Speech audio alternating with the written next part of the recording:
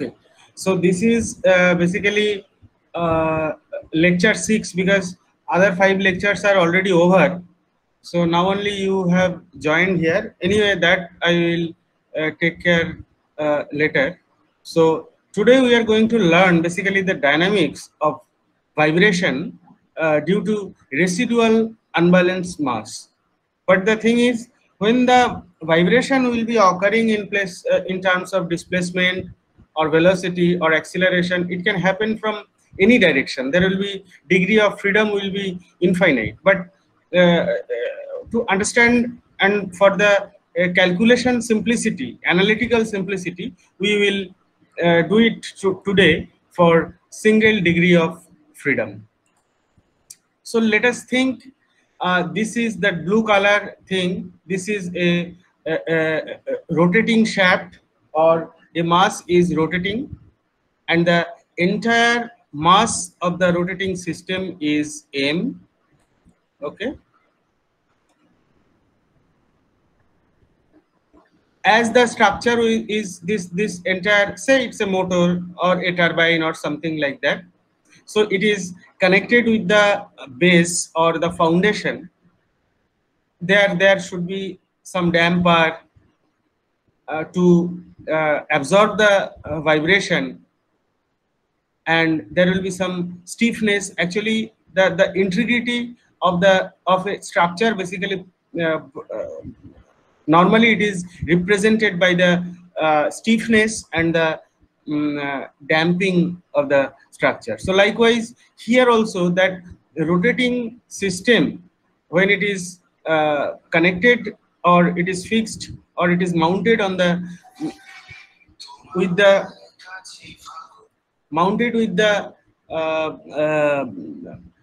foundation, so there is some stiffness K and the damping coefficient C. Okay, so same here, it is represented, this is K by 2 and this is K by 2. You know that is, that F is equal to, everybody we know, F is equal to minus Kx. Okay. Similarly, the damper, this is the damper. Now we are assuming that there is a unbalanced mass m naught, which is situated or which is found from the center of the rotating axis. It is at the radial distance e. Okay, and at t is equal to 0, the mass was here, and at t is equal to t, it's reached here. Okay, and as we are trying to find out the vibration in terms of displacement in this direction, that is x. At equilibrium, this is my equilibrium point, we have assumed it. Okay, so when it is rotating, the entire mass is rotating with an angular velocity of omega. These are the consideration. So from here we will try to find out the dynamics, the equation of x, and we will try to find out the value of x. Basically, that only we are trying to do. So these are the fundamental consideration. Now you take this figure. If this radius is r and this theta in radian and this arc length is s, so s is equal to r theta. We know we are dividing both sides by t, so this is rate of change of displacement with respect to time, which is linear velocity, and rate of change of angular displacement with respect to time, which is the angular velocity. So linear velocity is equal to r into omega, that is That is it is known to all. So let us consider the mass is somewhere here now. After some time, it reached at V. The theta is it is the entire 2 pi radian. It is splitted to theta, very small segment, and we can assume that theta tends to 0. So when the mass is at position A, the velocity is perfectly vertical, and when it is reached B, so it is along this line. Now if you split the vertical and the horizontal component, so this is V cos theta and this is V sin theta.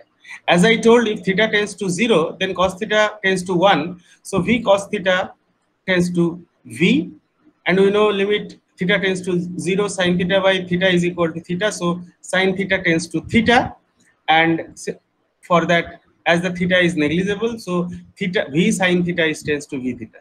Now you see, when the position A, the entire velocity was upward direction, and after reaching B, again the vertical component, which is also V.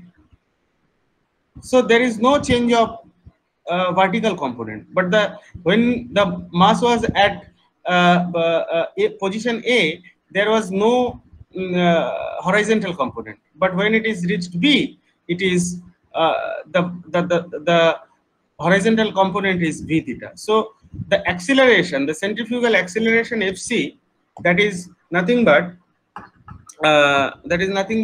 V theta by theta. So again the theta by t.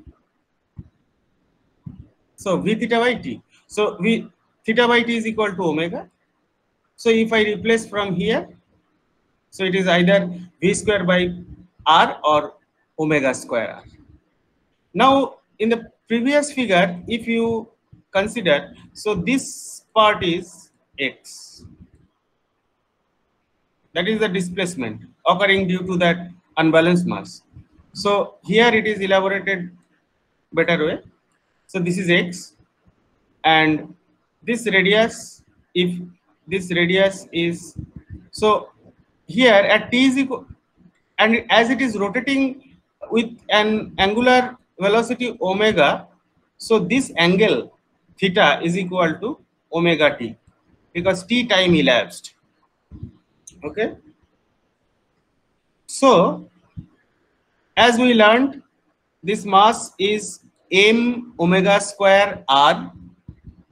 That is the sorry, if the mass is m0, so this is m0, sorry, not omega 0 square. So that centrifugal force, that is basically m0 omega square e, because the eccentricity is e. Now the vertical component, because as this is omega t, so this is also omega t. So this part, and I am considering this value m0 omega square e is equal to f0. So this vertical component will be f0 sine omega t, and this distance will be e sine omega t, the vertical component, which is basically the sine component. Now if we try to equate all the forces acting upward direction, so there are 3-4 components. Let us understand that. So m is the total mass. From that, if I subtract the unbalanced mass, so this value is basically the balanced mass. So the balanced mass, if it is rotating, it will not cause any force unless otherwise it is experiencing some angular acceleration. Or if that any mass, when it is moving, if there is no acceleration, it will not develop, because as per Newton's second law, we know P is equal to mf. So if F is 0, so no extra force will be developed.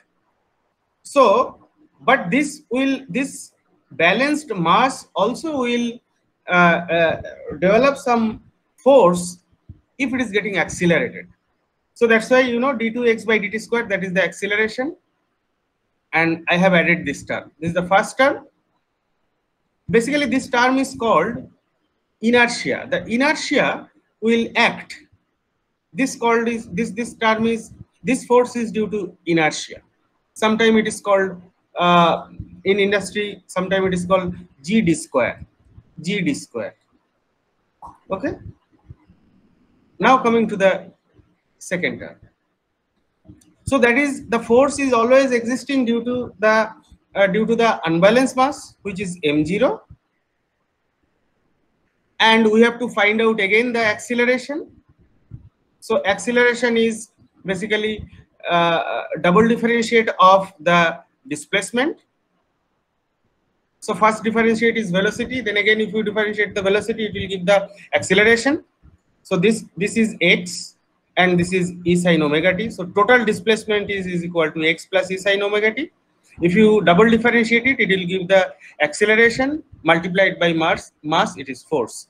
And the damping part, it is c dx by dt. And this is the stiffness, the force due to the stiffness, that is equal to k into h, we all know. So now this is equal to 0. We are only considering a single degree of freedom, and it is upward direction. So this is the equation. Now we'll try to simplify it. Now if you split that, it is coming like this, and that part, the second part,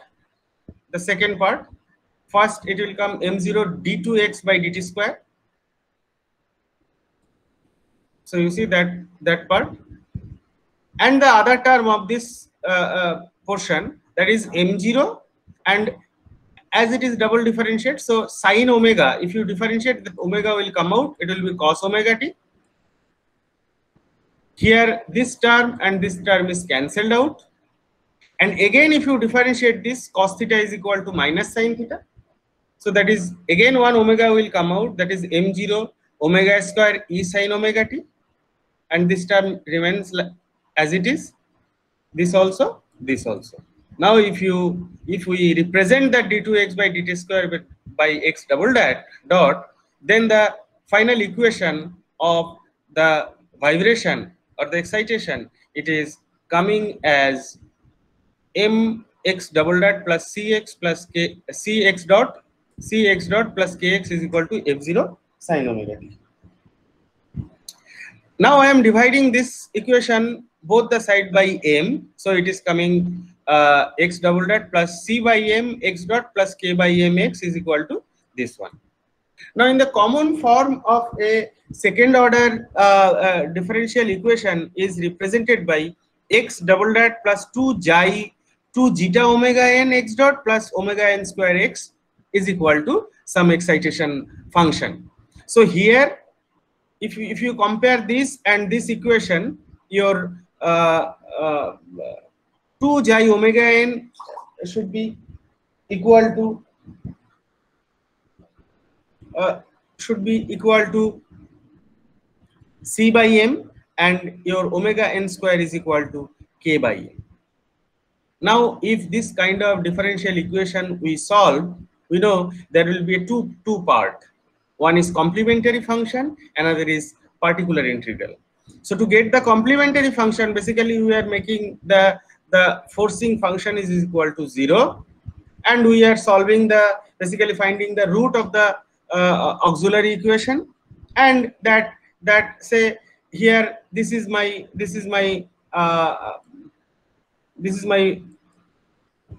auxiliary equation, which is equal to 0. We are getting two root, d1 and d2, because it is second order. So your complementary function is c1 e to the power d1x plus c2 e to the power d2x, this part. So but we know this complementary function, it will give the transient solution.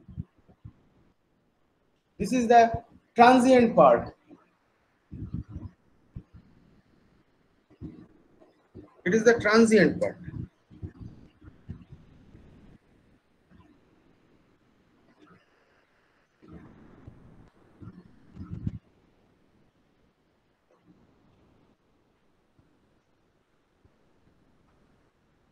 And the particular integral, that part, it will give the steady state part.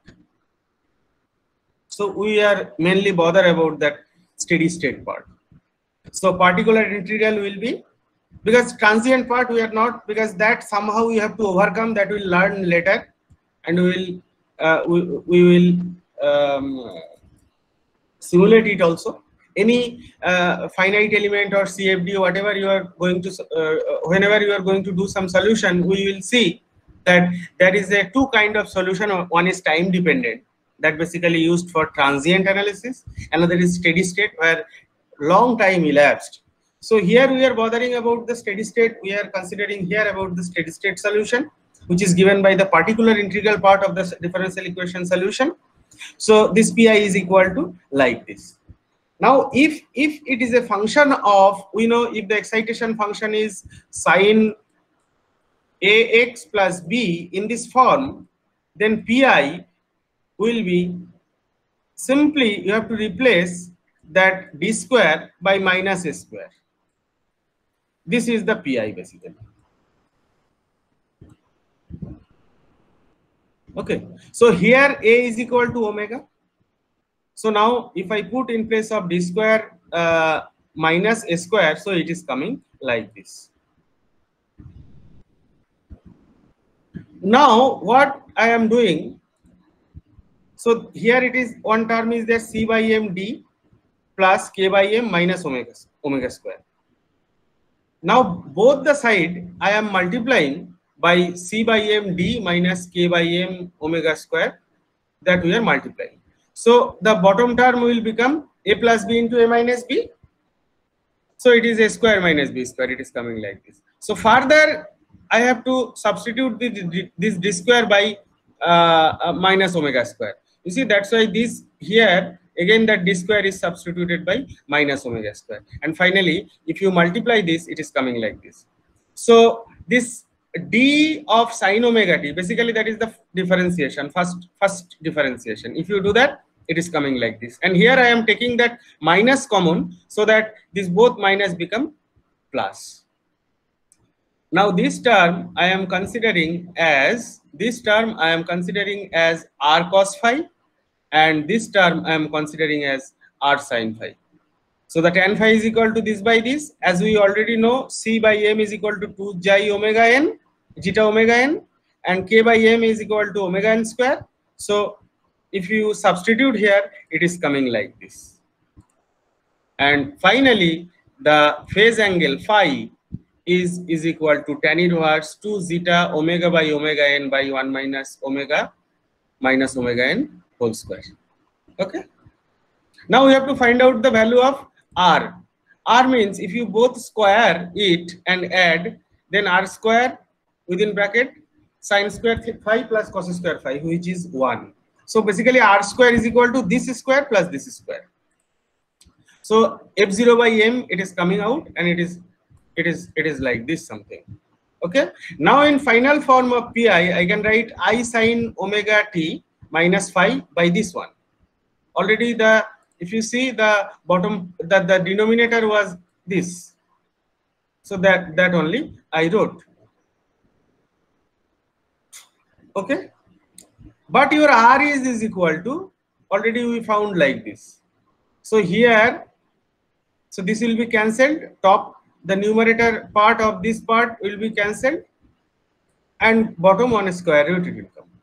So this is finally f0 by m, this, and if I put the value 4 zeta square omega square plus this one. Now I am trying to nothing but trying to simplify it.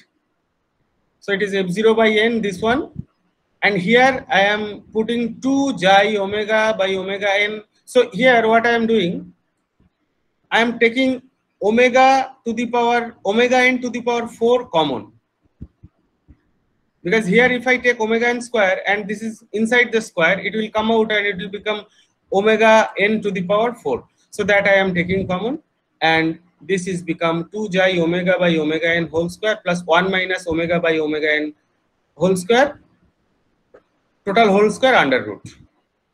Then this omega n to the power 4, when it is coming out, it is omega n square, and it is become like this. And now I am replacing the value of f0. We know f0 is equal to m0 omega square e, and this one. And now if I rearrange it, and I am taking this term as a, that means the amplitude.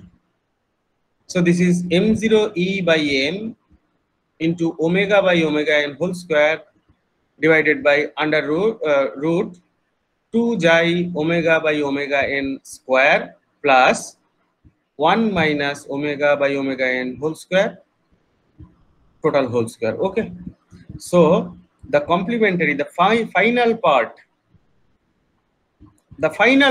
of the solution that we are trying to find out, that is nothing but x is equal to a sin omega t minus phi, where is this is the phase. So whenever we will be doing the simulation, basically we will try to find out that, and we will see from the practical example, we will try to simulate it in COMSOL or SolidWorks. The same thing we will be why this dynamics, the concept of this kind of dynamics is required, because when you will be going to apply the boundary condition, these are very important things. Otherwise, you cannot conceptualize the things what we are going to do. So that is the main reason I am telling you the basic these things. These things will be much more clear when we will be doing the simulation part. Now you see, this x-axis here, it is I am putting the this is the amplitude, and this side the ratio, because if you remember the value of phi and a, everywhere I used zeta and omega by omega n. These two things I have used. So you know, omega n is the natural frequency. We will see when a rotating, we'll see in simulation. Then when one by one we will be visualizing that if a rotating shaft with some mass, if it is rotating, then what are the mode frequency, what are the natural frequencies are there, and how the mode shape is getting changed. All these things we will learn in detail when we will be doing the simulation.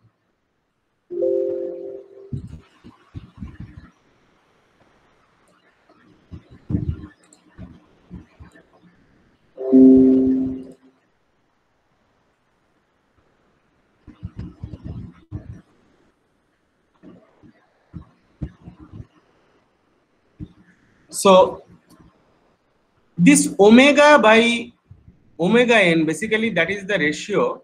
It is give the ratio that your operating speed is how much closer to the natural frequency. So you know, if the for any structure or anything, if the operating frequency or the excitation, if it is matching with the natural frequency, then the amplitude of the vibration will be enormous. It will start to reverberate, it will collapse. So always the operating speed should not be closer to this natural frequency. So this is the plot. You see, 1 means omega is equal to, if this is 1, that means operating frequency is equal to natural frequency. So there your amplitude of vibration is infinity basically. If you see there, it is very high, not infinity. If you see that our final this term is vanishing out. Okay, and if this zeta is equal to 0, if zeta is equal to 0, and if it is the operating frequency is reaching the natural frequency, then this denominator is become 0. So that this term amplitude will become infinity. Okay, so now that's why in the curve, you see, if the zeta is equal to 0, this part is cut out actually. It will go at infinity. So if zeta is equal to 0 and this omega by omega n is equal to 1, so it is like this. So that time definitely you have to apply some damping.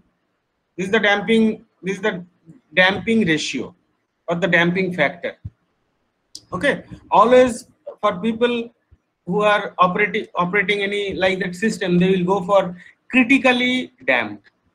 Those are all these things are under damped. Okay, and something will be over damped also, but normally people will use critically damped. There are the response will be very smooth.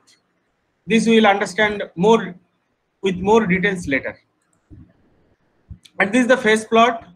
This is the phase plot. If you see the equation of the phase, if you see the equation of the phase, this is the phase. You see, if the omega by omega n, if it is become 1, then it is tan infinity. Tan infinity is pi by 2. So you see here also, when this is 1, it is pi by 2. You see, it is pi by 2. And also zeta is equal to, it is, if it is zeta is equal to 0, then it is like this. So these are the phase plot. This is the phase plot for different damping ratio. So today's lecture is up to this only. So later on, we will, once all the concepts are clear to us, then we will simulate one by one. I will start that simulation accordingly. Okay. So now Indrashit, you can stop the recording.